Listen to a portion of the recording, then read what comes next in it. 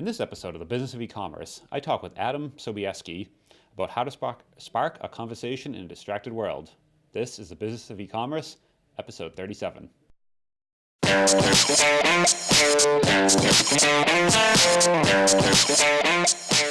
Welcome to the Business of E-commerce, the show that helps e-commerce retailers start, launch, and grow their e-commerce business.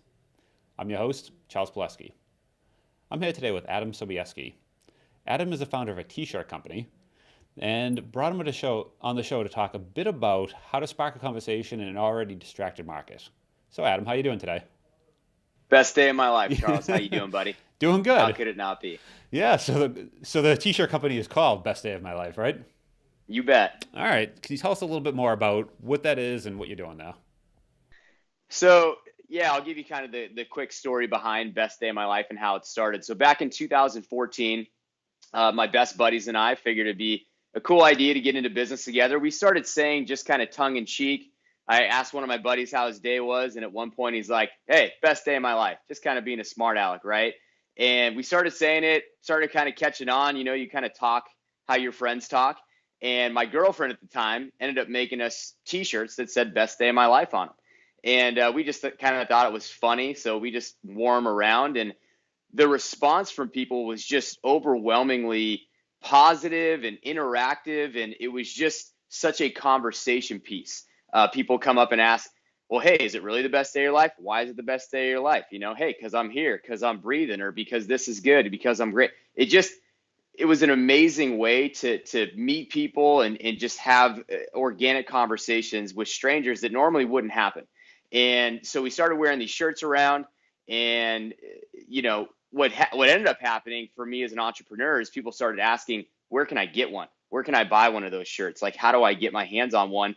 And so we figured, all right, let's look up the trademark, right? Figuring there's no way Best Day of My Life's available as a trademark, right? Somebody has to have that domain. Somebody has to have the trademark. And sure enough, on GoDaddy, nobody owned bestdayofmylife.com. Nobody owned that. We bought it for $40, which is insane. And that's a .com you have? .com. Wow. Yeah. And a couple months later, it was worth, like, they valued it at like $3,600, literally. And Yeah. we were shocked that nobody had done anything with this. How long ago was that? And this was in 2014. Okay. And so we took the year process or whatever with an attorney to trademark it, got the Instagram, got the domain, and essentially there were 5 people involved, and it was just kind of too many cooks in the kitchen. We had different people, teacher, musician, different people doing different things, and we didn't really have the back end support that you need to run a big inventory business. So my buddy up in Portland, Tony, who's my partner now, he's been trying to buy the company for 4 years since it went over. And basically 17 weeks ago, he decided to buy the company out, keep me on as basically director of sales. And here we are, 17 weeks later, we've sold thousands of shirts, and we have 7,000 followers on our Instagram that have just kind of happened organically from people posting. And we just finished our first big apparel show in Vegas. It's the Magic Show. It's called Pool. And we got into about 14 stores now. So we're in about 14 retail stores as of right now. It was just a 3-day event, and the response has just been overwhelming. People love the gear. It's fun to wear. We got t-shirts and tank tops, hoodies, baby onesies, because if you're born by default, it's the best day of your life. And, you know, people are just loving it. So it's been great. Very cool. Now, so this isn't your first business, right? You've done something before this? Yeah, so this is I consider this my third business. Okay. My first business and my main business is selling closing gifts to realtors and lenders. So I have a team. We have 12 people on our team now. We have reps in Oregon, Atlanta, San Diego, St. Louis, Florida. We have about 6,000 clients. And what we do is we sell them branded Cutco closing gifts. So instead of giving a bottle of wine or a gift card, they give a branded Cutco knife with their info on the product. So it's something the client will have forever. It's a tax deduction for the realtor or lender. And so that's really taken off. That program's done about $100 million in the last 10 years. And our team has done the majority of that volume. And so, or I'd say the biggest chunk of it. And so that's my main bread and butter business. I started buying real estate for myself in 2009 and have bought some properties right after the recession, exited some of those properties recently, done pretty well with that. But this is more of kind of I'd say a business and a passion project because there's no downside. even people at this buyer show that didn't buy our shirts or didn't decide to take it in their stores, everybody still loves it.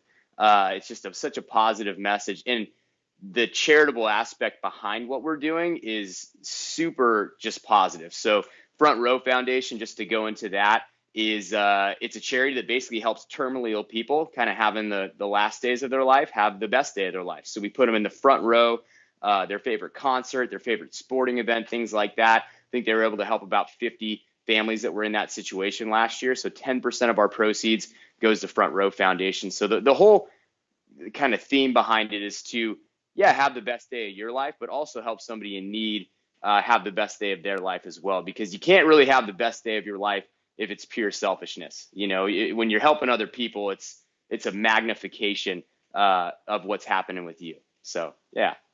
So after all that, you had two businesses. You decided, let's get into a t-shirt business. So super crazy, right? Super crowded market. Yep, But you no went doubt. in and you guys are doing it. So that's definitely that's impressive. How did that actually? How did you break into that? Because you go online and that's one of those e-commerce. A lot of folks starting a t-shirt business. It's like many people doing it, but the number of people succeeding at doing it is vastly lower, right? It's because t-shirts are such a commodity. Like, why would you get in such a crowded commodity space based on apparel, which is like hitting a moving target because fashion is always changing? And so the power behind what we're doing is that it's a movement, it's a message of positivity, gratitude. And that's really what it's about. And so that's what's going to distinguish us, is that I would never get into the apparel industry to compete on fashion or style, or, you can get killed in it. It's an inventory business. It's very difficult, crowded space. But we just believe there's so much power behind what we're doing as far as the message. And so that's why we decided to get in. And, for us, to me, a business is not the idea, yes, but really the entrepreneur, right? It's about the implementation. Can the entrepreneur who's involved make the business happen or not? And, my partner, Tony, he's, one of the most successful guys I've ever met.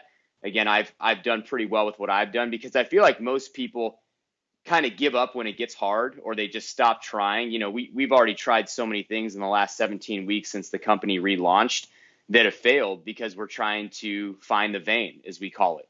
If you're getting a needle put in by a nurse or whatever, they got to find the vein. And that's the same thing in this business. We have the charitable aspect. We're now in 13 retail stores. We sell online. We're on Instagram. We just got our Amazon up and running, which is now being optimized by a company as well. We're doing podcasts.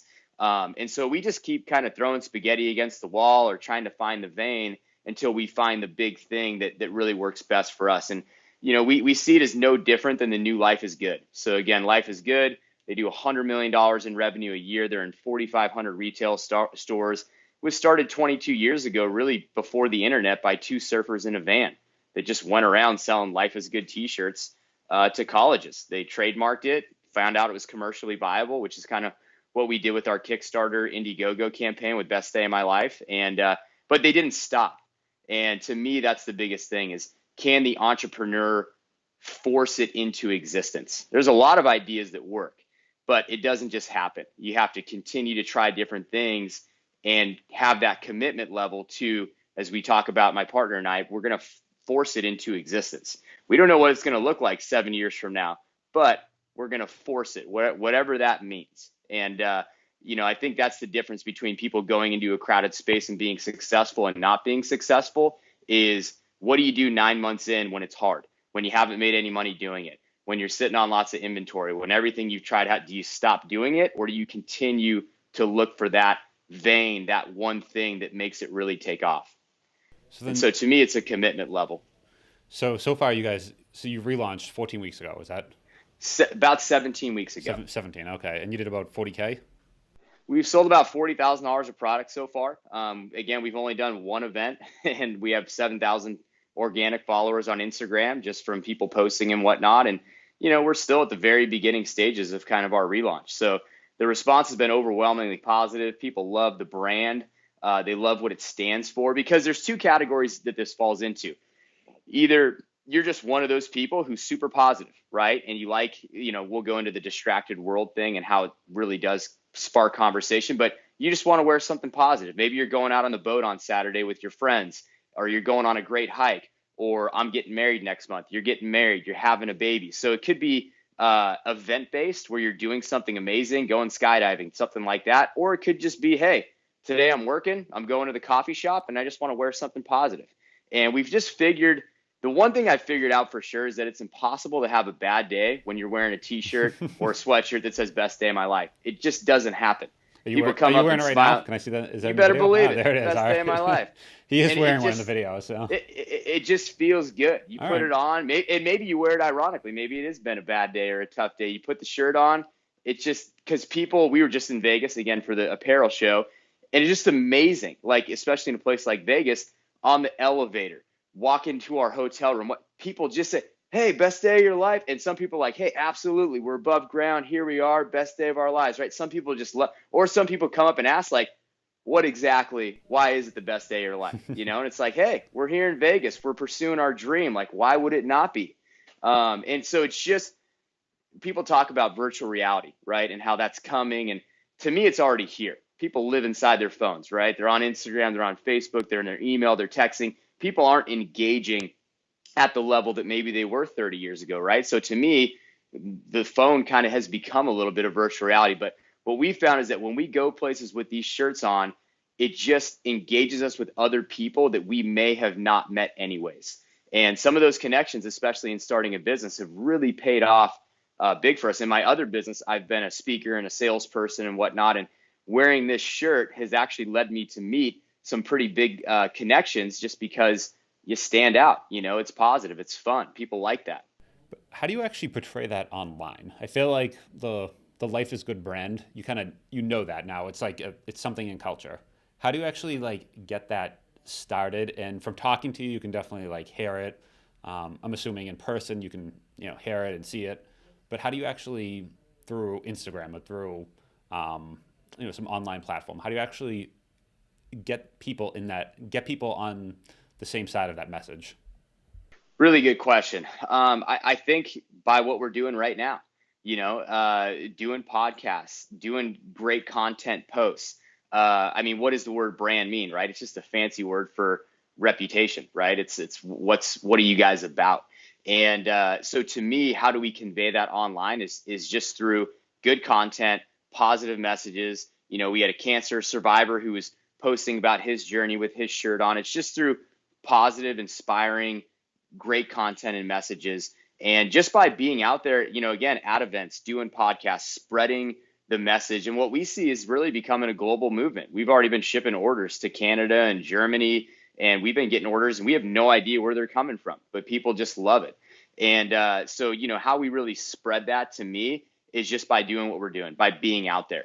And I think that's one thing that a lot of entrepreneurs struggle with too, is just by getting out there. Don't be afraid to get out there, spend some money, spend some time. Maybe you get rejected, maybe it doesn't work out, but you just have to get it out there. And that's what Life is Good did. They didn't just end up at $100 million in revenue a year. 22 years ago, they were just driving around the country selling shirts out of their van, but they just kept going. And, so that's kind of what we're doing. That's why we're doing all this. We want to get attention on the theme, on the brand, on the charity that we support, which really is making a huge difference. And you don't get that by not being out there. You can't just only be behind a computer. There's something different. Like, again, we got in, on Sunday, we were in 0 retail stores. Now it's Thursday, we're in 13 retail stores, and actually some pretty big ones. And you don't get that by just sitting behind your Instagram. You just don't. You have to get out there and rub shoulders with some people. What are the channels you're actually? So you said you're on Instagram, retail, Amazon, on your own site. Yep. What's working? What's been actually driving the sales? Really good question. So, Amazon just launched. So we just went live on that basically yesterday. Now we're working on optimizing it. Okay. We've gotten a lot of our orders just off our website as of right now. But like I said, are you driving traffic to the website, or how are you actually getting? Absolutely. We're driving traffic to the website. We're doing it, again, via podcast. We did Hal Elrod's Miracle Morning podcast, which was a huge podcast. We sold lots of shirts from that. Did John Broman's podcast today. My partner's doing the other one. I'm doing this one. And so it's been driving a lot of traffic through our Instagram and through podcasts. But we see retail as a big play because again, we're in Hanson Surfboards now in San Diego. The owner was at the Vegas show. She's owned the shop for 40 years, and they ordered a bunch of sweatshirts, a bunch of things. And it's like, you carry Billabong this or Rip Curl this, and it's just people like something that's different, something that's positive. I'm not going to buy another Billabong sweatshirt. It's like if I see something that says best day of my life and it works, people are outside, they're doing something fun. And when people see this, and again, our Kickstarter campaign kind of proved this, selling the 10,000 in 5 days, and we didn't even know what we were doing. People see it and they just like it. They want to buy it. It's different. And also our products are super high quality. You cannot have the best day of your life if you're wearing uncomfortable clothes. So we do not sacrifice quality. It's the same thing in our other business that we have, but top of the line sweatshirts, t-shirts. We got our baby onesies now, because when you're born by default, best day of your life. We got our husband and wife set. So we got the white tank top for the girl that's coming out today, actually, in the black, best day of my life for the groom. So like next month I'm getting married. When we're getting ready, she'll be wearing the white. I'll be wearing the black one, says best day of my life on it, because the biggest hashtag for best day of my life is weddings. People starting their new journey together. I know. I definitely see retail is kind of it's one of those things where like the hospital gift shop, I'm even thinking here, there's a lot of like, beach type places where if you, like you said, you're out on the boat, you go and say, "Ooh, let's get this and wear them on the boat," or, I'm going up and, my brother's had a baby. Let's buy a onesie and bring it up to the room, that sort of thing. How are you actually connected with those retailers? What's that? How are you actually connecting with the retailers? You said 13 of them so in less than just a week? By rubbing shoulder to shoulder. And this is where it comes to me, the separation between people that will make it and won't, is that sales is everything. And there's just something about being in person with people. Again, online is great, and that's always going to be a big driver for us, but we're not afraid. Like, for example, I live in San Diego. So we got 2 stores in San Diego now that are carrying our product. So I'm going to go deliver those in person. I'm going to build relationships with those store owners. I'm also going to go around to all the other stores and name drop and just walk in. So when we sold to, again, I'll talk, Hanson Surfboards here in San Diego. Yeah, how did you actually meet them in the first place? The owner just walked up to the booth. Okay, she was walking away from the booth. What was different about us there, this show in Vegas, it's the biggest apparel show in the country. The vendors just sit there like this, and they just wait. Every single person we went out and said, "How you doing? Best day of your life yet?" We engage them, bring them to the booth with effort, spark, and you don't make all the sales, right? But that's literally how she was walking past the booth, would have walked away forever. We went and got her, brought her to the booth. She saw it. She loved it. Started talking to her. She's like, "Absolutely. I want 50 hoodies and 30 shirts and ordered a bunch of product." And they're a huge surf shop here in San Diego, and they're well known. 40 years they've been around. Yep. So if I let that client walk away, it's not just what they're going to reorder, right? Because we want to be in the reorder business, but also the credibility of being able to tell all the other surf shops that, hey, this is what Hanson Surfboard does. And so how about the other retailers? Were they all from the same? Were they all from the same show, or did you start knocking on doors? Yeah, all from the same show. Okay. So it's an expensive event. Yep. But now we're going to leverage it, because I asked the buyer's agents, like even at Hanson Surfboards and whatnot, that bought, I'm like, hey, just out of curiosity, because I'm brand new at this, right? We usually sell to realtors and loan officers, and they have office meetings that we go to and speak at. But if I had walked into your store, would I have been able to just get a hold of you? And they're like, absolutely. We're at the store. We're looking to buy stuff so we can sell it and make money. And I'm like, wow, I wonder how many salespeople or like apparel people at this event actually get in their car and just go drive around and walk into stores and sell buyer's agents on their product. I bet you it's less than 2%. I bet you not very many, actually. It's one of those things. I feel like most people are kind of hiding behind their, like you said, Instagram. No doubt. It's not working. We got less followers. Where are the orders on Amazon coming? Let's optimize this up. You ever think about just getting in your car and driving around and walking into stores and meeting some people and building some relationships? So it's a noisy, distracted world, right? It's putting the commerce back in e-commerce sort of thing. Bingo, yeah. Bingo. And that's how you build the relationship too. They like you. If you're in the reorder business, it's not what is this one order with this shop going to make us one time. It's what does it look like 5 years from now when they're still reordering, and that's lifetime value of a client versus just transactional selling. And is that something you can leverage then to your online, or how does that kind of play into the online sales? Absolutely. Hashtag, that's something we're going to promote because we can co-brand, right? So for like Hanson's in particular, we're going to put their info on the sleeve of the sweatshirt and then best day of my life on the front of it. Oh, So okay. we So do that with you're gonna do that. Ducati. Oh, you're gonna have a shirt with their logo on it as well. Yep, we're working on the same thing with Okay. Chick-fil-A. We do it already for Ducati motorcycles up in Portland. So you buy a motorcycle, you get a shirt that says best day of my life in their colors, and then on the sleeve it has their logo. So we can do, just best day of my life shirts, or if you have a company, we can co-brand it. So we have a winery now up in Northern California. They met us at the show and they instantly fell in love. Some people you don't have to sell them at all. They just love it. And they're doing it for their whole staff, and it's going to be all best day of my life shirts in their store. Because if you're going to a winery with 9 of your friends, you're basically going there to get drunk, right? Taste Yep. wine, whatever. But you're going there to have the best day of your life. You're outside drinking wine, listening to music. The whole staff should be wearing best day of my life shirts, right? Their logo on the side, sell it at the gift shop, right? You got people drinking, they're going to buy it. And also, what's the advantage for that wine, that vineyard is people, not those 9 friends are going to take a picture with their best day of my life shirts, and they're going to hashtag that they're at your winery, right? So it also drives traffic to the location. Yeah, that co-branding actually. That's when in the gift shop and you went to a winery, you just bought a Ducati. You're in a surf shop, that sort of thing. That's kind of that moment. You might see them online, but that moment when you're actually doing the thing and you're walking through the winery and going, "No, this would be perfect. We could all wear these shirts." Like, No doubt. Yeah, it could be a bachelor party, bachelorette party. We just got into an outdoor company up in Boise because if you're going whitewater rafting, what a cool shirt to wear. And then co-branding it with that company, it's just a win for everybody.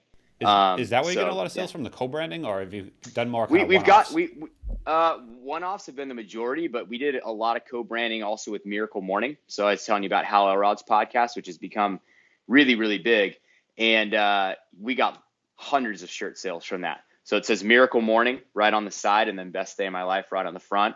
But yeah, the majority have been one-offs, and but it doesn't matter to us. For us, either way, whatever's going to help that company to us is the answer. Yeah, it feels like the co-branding is going to would take longer, but in the long run, that's something that really could ramp up. Right. And the co-branding is a little bit more of a hassle because it's not inventory we currently have. But we have a shirt connection. We can print super quick. And, those are minimum orders of 25 or 50, depending on the brand versus, one-offs are already ready to go. So yeah, you guys doing one kind of make on demand type printing, or is it something you have to do them ahead of time, do big runs, or what's that Good like? question. So we have a connection with a shirt company that basically we can get 15 or 25 shirts at the 1,000 discount price because we buy so many shirts through this guy. So if we need to make 25 shirts, it's almost, we get the price as if we're ordering 1,000 because we've ordered so many shirts because he's making money off the relationship. And that's why we can actually do shirts even that don't say best day of my life. So let's say somebody's just like, hey, we found that there's a lot of bad follow-up and service in the shirt business. A lot of people aren't salespeople. They don't follow up. They don't respond. It's just kind of a tough business sometimes. And so if somebody just wants us to put any logo on their shirt and make it, we can do that. We have a big warehouse. We do screen printing, so we can actually do that as well. We like putting best day of my life on it because it's awesome. And we like the co-branding and everything. But if somebody just needs help, because we have the system and the warehouse and the connections to do it, we can actually help with any kind of shirts, which is kind of cool. Okay, so when you say the screen printing, you're outsourcing that part, or? It's outsourced, but it's a company that's right by our warehouse that we get super great pricing through, and they're very quick, and they've been doing Interesting. it for a couple decades. How'd So you find that we just connection? run into people. We've had that connection through our other business because we're Okay. in kind of the branding tools branding business. And we've just found, just talking to people, they're just like, gosh, it'd be great if you guys could just help me with my shirts in general because I have a bad clothing person. So we've picked up some business that way as well. It's not the main part of our model, but if there's business there and we can build that relationship, usually they're going to end up getting some best day of my life shirts anyways. So, and that's where it comes down to is how can we add more value above and beyond just being a vendor. Yeah. Can we follow up better? Can we so dropship? We can also do dropship. If somebody just has an e-commerce business, they don't have to buy any inventory, right? The problem with people that just have a small online business is they got to buy 50 shirts, and they do that a bunch of different times of hats and socks and whatever, and all of a sudden they're drowning in inventory. Well, you don't have to buy anything. You just put us on your e-commerce site, and anytime somebody buys a shirt, we just send you your commission portion. Yep. Because we already have a big warehouse and shirts there. So, how can we be more valuable to people above and beyond just being a shirt that says best day of my life? That's always a good question we like to ask ourselves. Yeah, doing the apparel drop shipping is, if you're a small retailer, apparel inventory is tough because it's not just large, medium, small, and then you have some extra large, extra small that no one might buy for a long time. Then you have the different colors. So one SKU might get you 25, 50 variations. And if you have to take stock 3 of each of those, it starts building up very quick. And that's just per SKU. And that was one of the biggest selling points we had at this show, which is why we pick up so many retailers, is that, well, number one, we were doing free shipping, but also we were doing no minimums. So everybody else there, typically you had to order a bunch of product. Well, because we have a big warehouse with employees and inventory and all of it, we're like, hey, you can buy 4 shirts if you want. See if they sell. They'll sell, and then once they do that, then they'll be comfortable ordering more. But we were very low barrier to entry to get started because they don't have to, unless they're doing a co-branding, they can start with buying 17 shirts or 7 or 5. So that's a really unique difference with us versus a lot of other companies that we met at the apparel show. What are some things in your main business you feel like has helped you in this one that's kind of give you a, what's the word? That's allowed you not to start from zero and kind of change your perspective so you got going a bit faster than you otherwise would have? Yeah, I think just the ability to sell and the understanding having started another business. Like, we started selling gifts to realtors basically post-recession. We started during the worst times ever. And so, but we went out there and we would speak at 3 office meetings a week, and we would do 20 one-on-ones a week. That's 20 one-to-one appointments with realtors to sell them gifts. And we would sell nothing and make no money for basically 2 years until it really took off. And like I said, we've done $100 million in the last 10 years as a company program.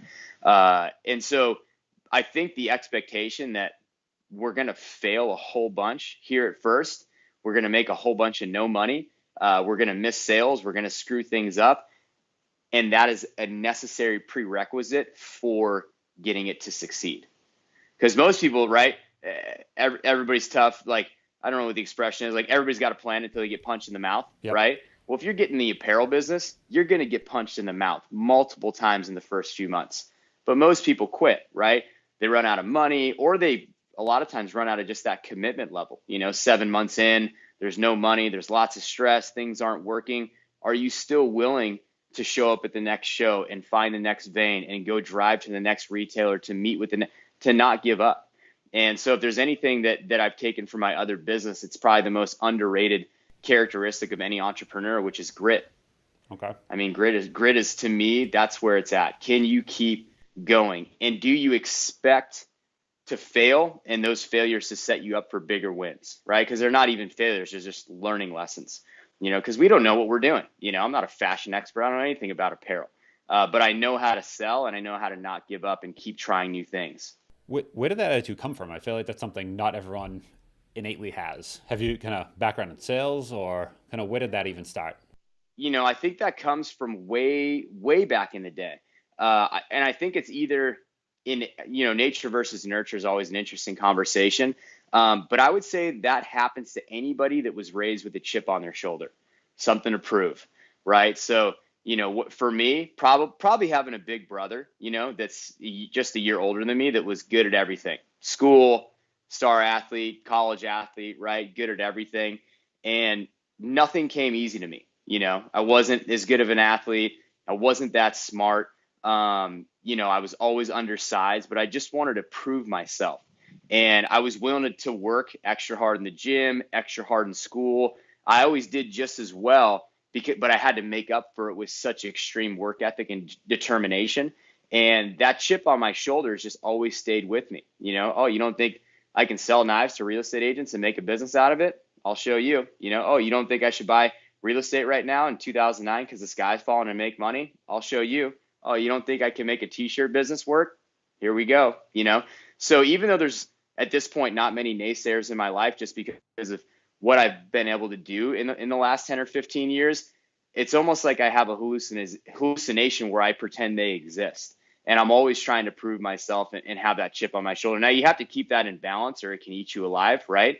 But I think having that chip in your shoulder in business and being competitive is a good thing. Now, you got to keep it, again, in balance, right? Know when to turn it off. But to me, that's what has evolved into identity for me as somebody that has extreme grit and determination. The characteristics has evolved by not being good enough and always wanting to be better. And I think anybody that's had a bigger brother, older sibling, or just been the underdog. Yeah, it sounds like a lot with sports. That's a common thread because I feel like in sports, no matter who you are and how good you are, there's someone bigger and better and faster than you are. So no matter what, at some point you're going to get pushed down and you have to get back up. And sports is one of those things where there's not many people who are number one and who have not failed ever. No doubt. So whoever you are. And you fuel that frustration and tenacity and almost anger sometimes, which is good. People, oh, angry, that's bad. No, not if you can fuel it into passion, fuel it into drive. What is drive? I think a lot of drive does come from some frustration and anger. It's not all just happiness. You don't just take somebody who's super euphoric all the time and make them driven. Drive comes from grit, and sometimes it comes from a little bit of pain, a little bit of a dark place, and that's okay. If you can channel that into drive and use that to push your business forward and help others and all of it, then it's a good thing. But you have to keep it under control, otherwise the darkness can take over. But I think a lot of drive sometimes can come from a dark, painful place, but if you can channel it, you're good to go. I like that. So then what's next for the business? You did 40K over 17 weeks, just did a relaunch. It sounds like 13 retailers in 7 days, just about. Where do you go from here? Yeah, good question. So the next event for apparel is in February. There's an outdoor apparel show. We want to get into REI coming up here in a couple months. And we're trying to optimize our Amazon today. That's actually what I was doing right before I hopped this on. So we basically hired a company. There's a lot of companies that help you optimize your product on Amazon. I don't know anything about it, but we're going to try it out, see if it works. So optimizing on Amazon is a big thing, but then also just getting out there and social media, all of it, but getting out there and just walking in places now.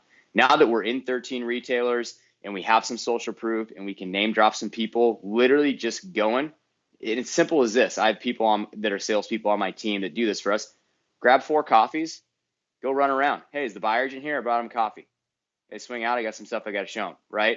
And maybe you don't get to meet with them that day, but you can give them a card, befriend them on Facebook, then send them a text. Then in a week, you set up the appointment. Then you get in, then you close the sale. Then they reorder. Then you can name drop them so just getting out there and rubbing shoulders face to face in person. Now is that scalable forever? No, but you got to know what phase of your business you're in. My current business, I've been out of the field of selling for 4 years because I scaled it to 6,000 clients. Right? Well, we're 17 weeks into this. So we don't have the luxury of sitting behind a computer. You always hear people talk about, is that scalable, that sort of thing. And it's one of those things that I feel like people do that. They worry about that too soon. Like in the first week, and you're like, you don't like, it's too soon. Like you don't need to worry about scaling to, $1 million a month. Just slow down, do something, do anything. And then worry about scaling later. You're so right, man. There's apparel companies that aren't in any stores that are already worried about scaling. It's like, maybe you should drive to the shop down the street, see if that boutique will pick up your product and start holding it and selling it before you worry about scaling this to the world. You want to begin with the end in mind. So you want to know, 7 years will pass. You want to know if there is scalability and is there an exit plan? Do you have a saleable asset?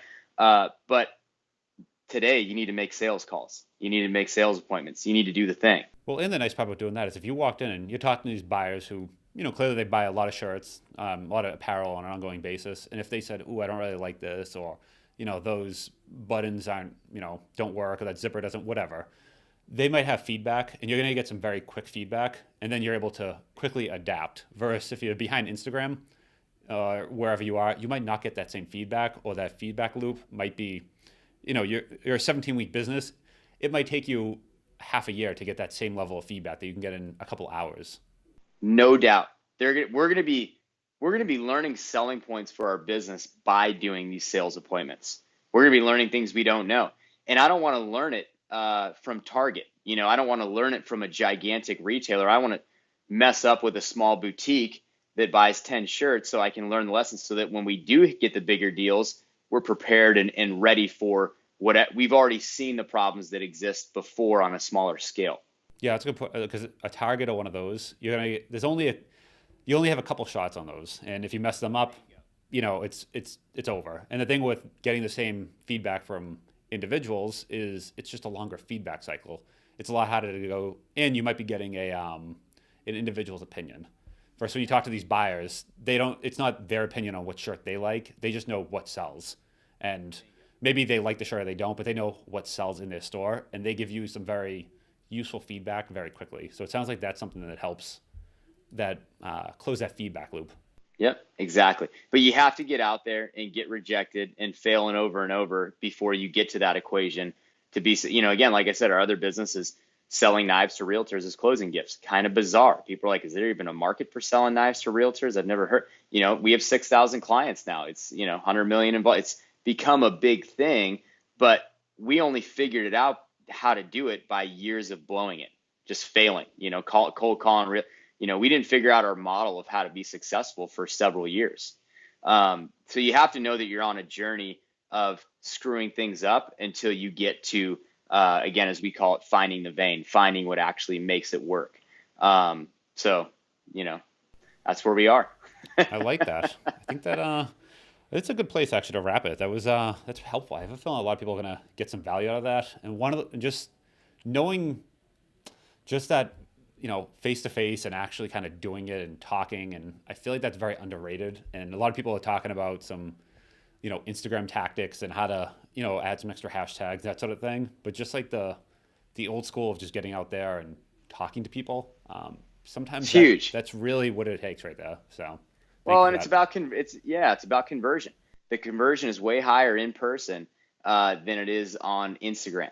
You might get 900 likes and sell one T-shirt. We know that, and again, we have a wizard for our social media guy, super smart. But the conversion is just not as high.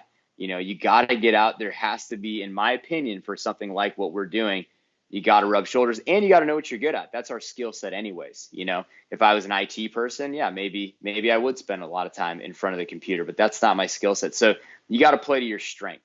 And if you're strong at sales, to me, that is one of the best things to be strong at. Get out there and sell. That's the deal. So awesome. If people want to find you, where can they find you? Yep. At Best Day of My Life, Instagram, Facebook, bestdayofmylife.com is our website. Go on, order a shirt, get a tank top, baby onesie. If you have an event coming up or you just want to have the best day of your life, again, 10% of our proceeds go to our charity, which is Front Row Foundation, which helps critically ill people have the best day of their life during some pretty hard times. So it's a really cool cause behind it. And yeah. Awesome. Everyone should get one of those. So thank you for that. I will add all the links in the show notes, and it was great talking with you. All right. You too, Charles. Have the best day of your life, buddy.